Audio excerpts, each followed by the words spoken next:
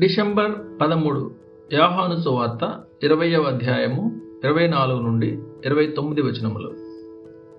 ఎలాంటి గద్దింపు నిషేధం లేకుండా శిష్యుని చేత క్రీస్తు దేవునిగా సంబోధించబడ్డాడు. ప్రభువు వాస్తవానికి లేచాడని ఒప్పించబడినప్పుడు తోమా పెదాల నుండి ఉప్పొంగుతూ వచ్చిన ముఖ్యమైన మాట, నా ప్రభువా, నా దేవా.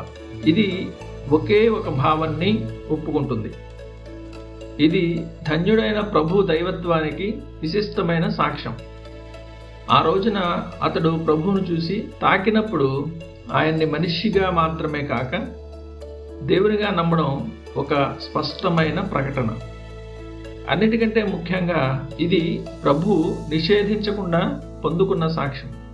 ఇది ఒక్క మాటతో కూడా ప్రభువు గద్దింపుకు గురికాని ప్రకటన. పేతురు పాదాల వద్ద కొర్నేలి పడి ఆరాధించినప్పుడు అపోస్తలుడు ఒక్కసారిగా ఆ ఘనతను తిరస్కరించాడు. నీవు లేచి నిలువుము, నేను కూడా నరుడనే. అపోస్తలుల కార్యములు 10:26.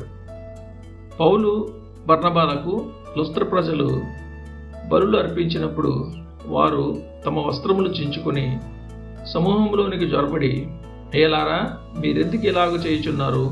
మేము కూడా మీ స్వభావము వంటి స్వభావము గల నరులమే.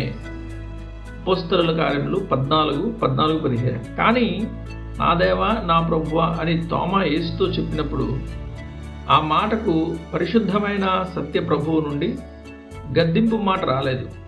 ఈ విషయాలు మన గ్రహింపు కోసం వ్రాయబడ్డాయని సందేహించగలమా? క్రీస్తు దైవత్వం క్రైస్తవ్యంలో ఒక గొప్ప పునాది సత్యమనే విషయాన్ని మన మనస్సులో దృఢంగా ఉంచుకోవాలి. ఆ సత్యాన్ని వదిలేయడానికి బదులు చావడానికైనా సిద్ధపడదాం. మన ప్రభు దేవాది దేవుడైతే తప్ప ఆయన మధ్యవర్తిత్వానికి, ఆయన ప్రాయశ్చిత్తానికి, ఆయన న్యాయవాదానికి, ఆయన యాజకత్వానికి, ఆయన విమోచన కార్యానికి మొత్తం ముగింపు ఉండదు. క్రీస్తు దేవుడైతే తప్ప ఆ దివ్యమైన సిద్ధాంతాలు నిరుపయోగమైన దూషణలు. కాబట్టి లేఖనంలో ప్రతి చోట మన ప్రభు దైవత్వం బోధించబడేలా మనం సదాకాలం ఆయన్ని ఆరాధిద్దాం.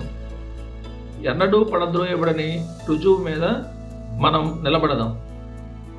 ఆయన దేవుడు కాబట్టి ఆయన ద్వారా దేవుని వద్దకు వచ్చే వారిని అందరినీ రక్షించుటకు సమర్థుడు.